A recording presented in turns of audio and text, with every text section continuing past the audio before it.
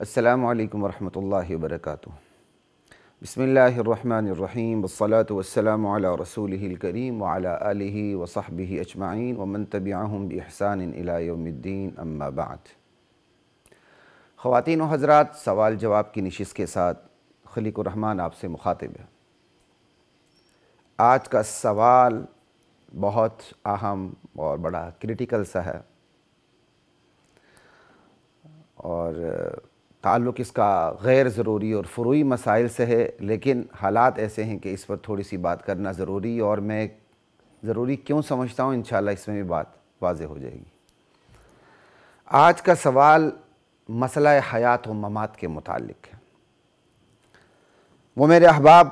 جو مسلسل مجھے سنتے رہتے ہیں انہیں پتہ ہے کہ میں فروعی مسائل پہ بات کرنا پسند نہیں کرتا، اللہ کا شکر ہے، اور فروعی مسائل پہ عموماً انہوں نے میری ویڈیوز بھی نہیں دیکھی، بلکہ دیکھی نہیں ہوں گی، ٹھیک ہے جی۔ اللہ اکبر، یعنی فوکس کر کے فروعی مسائل پہ میں بات نہیں کیا کرتا، لیکن آج ایک اہم ترین موضوع پہ بات کرنے لگا ہوں، وہ ہے مسئلہ حیات و ممات۔ عوام کو اگر یہ مسئلہ سمجھ میں نہ آئے تو کوئی فرق نہیں پڑتا، اہل علم و عمل کے لیے، مدارس کے طلبہ کے لیے، اور بلکہ علماء کے لیے بھی میں یہ اس مسئلے پہ اپنا درد دل سامنے رکھنا چاہتا ہوں۔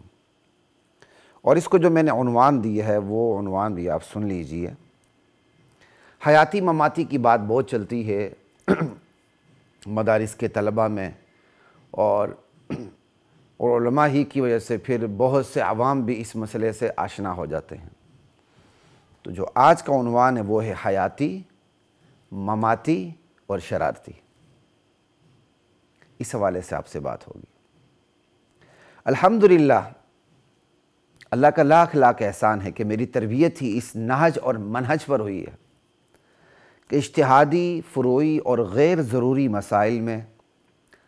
ضرورت سے زیادہ دل نہیں لگتا، بالخصوص ان غیر ضروری مسائل سے تو طبیعت دور بھاگتی ہے، ابا کرتی ہے،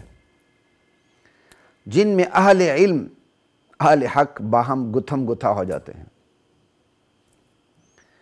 اس موضوع پر فی الوقت کوئی علمی بحث مقصود نہیں ہے کہ میں یہ بیان کرنے لگ جاؤں کہ کس فریق کے دلائل زیادہ مضبوط ہیں، حیاتی یا مماتی، ٹھیک ہے نا؟ حالانکہ ان دونوں سے زیادہ مضبوط شرارتی ہے، وہ دونوں پہ چڑھا ہوا ہے، ٹھیک ہے نا؟ دونوں کو وہ خراب کر رہا ہے، دونوں کی گردن پہ وہ سوار ہے، اس طرف توجہ کسی کی نہیں جاتی ہے۔ تو اس موضوع پر فی الوقت کوئی علمی بحث مقصود نہیں ہے، بلکہ صرف درد دل رکھنا مقصود ہے کہ یہ بحث، یہ مباحثہ، یہ گفتگو، یہ باہم گتھم گتھا ہونا، اس پہ جگڑنا ہمیں کس انجام تک پہنچا کے دم لے گا۔ آگے آپ کی مرضی، کسی پر کوئی زور و جبر نہیں۔ وَلِلنَّاسِ فِي مَا يَعْشَقُونَ مَذَاهِبُ وَلِكُلٍّ وِجْهَةٌ، ہر ایک اپنا ایک رخ ہوتا ہے۔ اس نازک موضوع پر گفتگو سے قبل اس حقیقت کو واضح کرنا ضروری سمجھتا ہوں کہ میں اپنا مزاج کیا رکھتا ہوں۔ بات تو تبھی ہوگی نا، مزہ تبھی آتا ہے بات کرنے کا۔ لوگ واٹس ایپ پہ آ کے ادھر ادھر سے پوچھتے رہتے ہیں آپ حیاتی ہیں، آپ مماتی ہیں، بلکہ میرے ایک شاگرد نے، میرے عزیز بھی ہیں، انہوں نے ایک دفعہ مجھے اسکرین شاٹ بھی بھیجے کہ کسی نے کہا یار اس کو نہ سنو، یہ بڑا کٹر یا متعصب حیاتی ہے، اور ساتھ ہی ایک اور تحریر لگی ہوئی تھی، اسے نہ سنا کریں یا سنیں، یا جو بھی ہیں، یعنی دو الزامات لگے، ایک نے کہا جی یہ بڑا حیاتی ہے، دوسرے نے کہا یہ مماتی ہے۔ تو میں حیران ہو گیا، میں نے کہا چلیں شکر ہے، گناہ بھی اس سے جڑ جاتے ہیں، اور جو ہم مزاج رکھتے ہیں تو اس مزاج کا اثر مجھے دونوں فتووں میں نظر آیا کہ دونوں طرف بعض لوگ کھینچنے کی کوشش کرتے ہیں، یا مجھے اس طرف دیوار سے لگانے کی کوشش کرتے ہیں کسی ایک طبقے کی طرف۔ اگرچہ بندہ اپنی دلائل کی ترجیحات رکھتا ہے، یہ تو میں ببانگ دہل کہتا ہوں، لیکن ترجیحات کا مطلب یہ تو نہیں تغلیطات کہ اب اگلے کو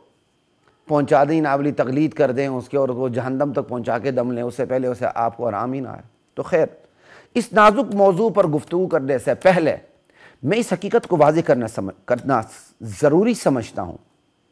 کہ میرے علمی مزاج پر جتنا بھی تھوڑا بہت اللہ نے علم دیا ہے، کوئی تعلی نہیں ہے، کوئی تکبر نہیں ہے، تو اللہ معاف فرمائے، میرے علمی مزاج پر میرے اساتذہ میں سے سب سے زیادہ اور نمایاں اثر میرے استاد، میرے شیخ، میرے مربی، میرے روحانی والد، میرے حقیقی اور جسمانی والد حضرت شیخ القرآن والحدیث مولانا لطیف الرحمن حقانی رحمہ اللہ تعالی کا بانی جامع ضیاء العلوم بیگم پورہ لاہور، جو بیک وقت شیخین کے خصوصی شاگردوں میں سے تھے، ایسے چھوٹے موٹے نہیں، لائق ترین اور خصوصی شاگردوں میں سے شیخین کے، شیخ القرآن مولانا غلام اللہ خان رحمہ اللہ تعالی بانی دارالعلوم تعلیم القرآن راجہ بازار راولپنڈی، اور شیخ الحدیث مولانا عبدالحق رحمہ اللہ تعالی بانی دارالعلوم حقانیہ اکورہ خٹک، جہاں کے لائق ترین فضلاء میں سے تھے میرے والد صاحب، اور حضرت شیخ الحدیث کے قابل ترین فضلاء میں سے تھے میرے والد صاحب، اور فراغت بھی ان کی 1965 کی تھی، جب حضرت مولانا عبدالحق صاحب رحمہ اللہ کا علمی عروج اپنے عروج پہ تھا۔ اللہ اکبر، لا الہ الا اللہ۔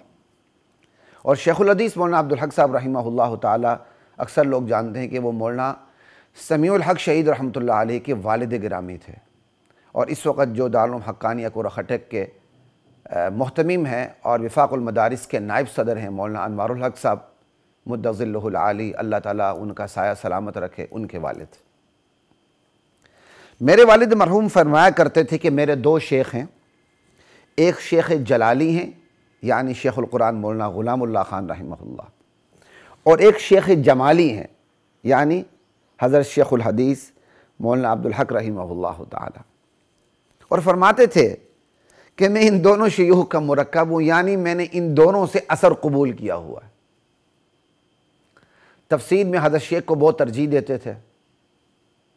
حدیث میں تھے ہی شاگرد مولانا عبدالحق صاحب رحمۃ اللہ علیہ کے، مدرسے کے معاملات میں بھی حضرت شیخ الحدیث رحمۃ اللہ علیہ کے منہج کو، طرز کو، ان کی مینجمنٹ کو، طلبہ کے ساتھ جو ان کا ایک تعلق ہے، اس میں حضرت شیخ الحدیث رحمۃ اللہ علیہ کے مزاج پر وہ عمل کرتے تھے،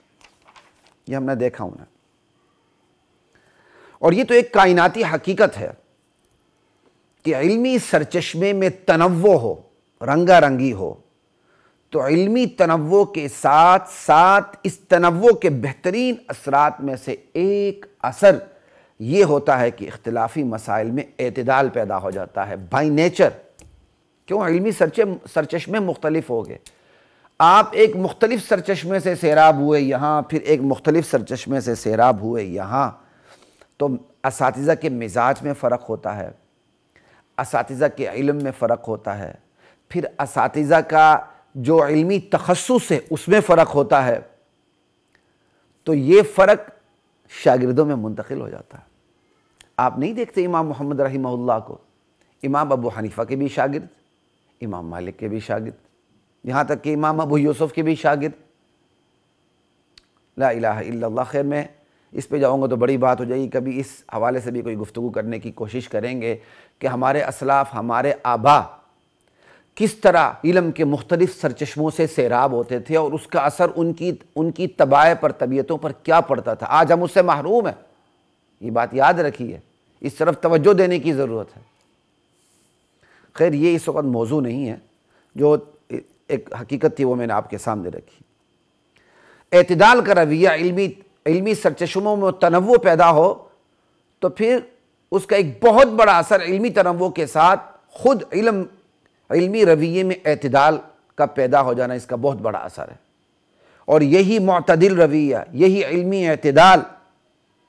میرے مرحوم والد اور شیخ کے نصیب میں اللہ نے تکوینی طور پر رکھ دیا تھا، اور یہی علمی رویہ میری میراث ہے الحمدللہ، اور یہی علمی رویہ خود میری وراثت میں بھی انشاءاللہ، روحانی وراثت میں بھی اور جسمانی وراثت میں بھی منتقل ہوگا انشاءاللہ العزیز۔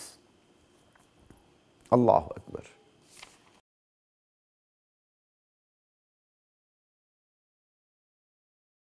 وَلَقَدْ